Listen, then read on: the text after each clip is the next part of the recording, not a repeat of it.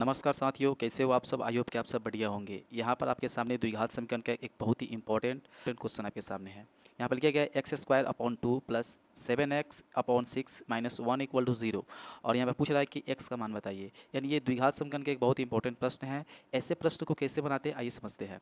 ऐसे प्रश्न के बनाने के पहले क्या करना पड़ता है, इसमें हम देखते हैं जो नीचे जो संख्या दी रहती है, जो भी संख्या उन सभी का क्या करना पड़ता है, एलसीएम लेना पड़ता है। तो हम 2 का अच्छे इन दोनों का एलसीएम ले लेते हैं। तो 2 और 6 दोनों का एलसीएम कितना हुआ, तो 6 हुआ। आप भी जानते हैं एलसीएम तो जानते ही होंगे। इन दोनों का एलसीएम कितना हुआ, 6 हुआ। अब जो एलसीएम आता है उससे सभी पदों में गुना करना होता है, ठीक है। यानी दोनों तरफ हम क्या करेंगे, 6 से गुना कर देंगे। तो हम यहाँ पर बनाते हैं, यहाँ पर लिखेंगे हम आंसर। ओके। अब बताइए, यदि हम इस वाले पार्ट में 6 से गुना करेंगे तो 2 से 6 कटेगा, यहाँ पे 6 रहेगा तो 2 से 6 कटेगा 3 मरतबे, ये हो जाएगा 3x²। तो हम लिख लेते हैं 3x²। अच्छा, यहाँ पर यदि हम 6 से गुना करेंगे तो ये 6 से 6 पूरा कट गया, तो इधर बच गया प्लस में केवल 7x। ओके।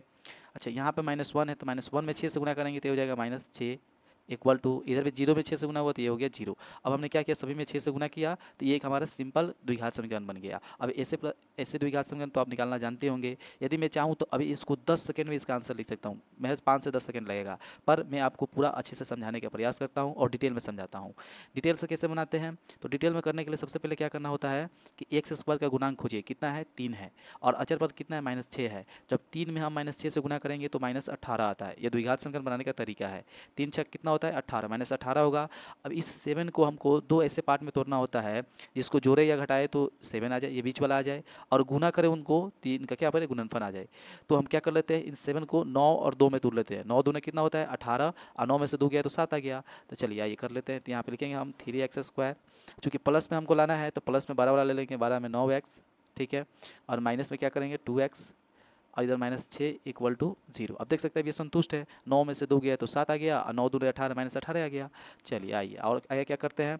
अब इन दोनों वाले पार्ट देखिए, 4 पार्ट बना है, 1 2 3 4। इन चारों में से 2 2 को छांट लीजिए, ये 2 अलग, ये 2 अलग।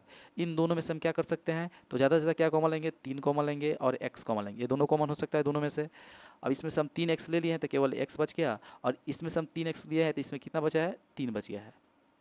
नहीं विश्वास है तो गुना करके देखिए, ऊपर आ जाएगा, ठीक है। अब यहाँ से ऐसा संख्या कॉमन लीजिए कि यही वाला पार्ट आ जाता है, ठीक है। तो क्या कॉमन ले सकते हैं, दोनों में से हम -2 कॉमन केवल ले सकते हैं। जब -2 कॉमन लेंगे तो यहाँ पे केवल x बच गया। चूँकि यहाँ से हम माइनस ले चुके हैं तो अब यहाँ पे प्लस हो जाएगा, ठीक है। और इधर हो गया 3 इक्वल टू 0। ओके। और आइए आगे बढ़ते हैं। अब देखिए यहाँ पर 2 पार्ट बना है, माइनस के इधर एक पार्ट और माइनस के इधर एक पार्ट बना है। तो इन दोनों पार्ट पे यदि गौर से देखिए तो इधर भी x+3 है और इधर भी x+3 है। तो हम क्या करते हैं, x+3 कॉमन ले लेते हैं। तो x+3 कॉमन लिए तो इधर क्या बच गया, 3x, ठीक है। और इसमें केवल x+3 ले लिए तो क्या बच गया, माइनस में 2 बच गया है, और यह हो गया 0। अब देखिए दो संख्याओं का गुणनफल 0 कब होता है, या तो ये 0 होगा या ये 0 होगा। तो इसलिए हम क्या निकालेंगे, x बराबर, यदि हम मान के चलते हैं कि ये वाला पार्ट 0 हो तो ये हमारा 0 के बराबर होगा, तो ये x कितना दे देगा, -3 दे देगा। और ये वाला पार्ट यदि 0 के बराबर हो तो ये वाला x का मान निकालेंगे तो कितना हो जाएगा, ये जाकर उधर 2 हो जाएगा और बट्टा में 3 चला जाएगा, तो 2/3 हो जाएगा। तो इस तरह हमने क्या किया, एक्स का मान 2 निकल कर आ गया। चूंकि द्विघात समीकरण इसलिए एक्स का 2 मान निकला है।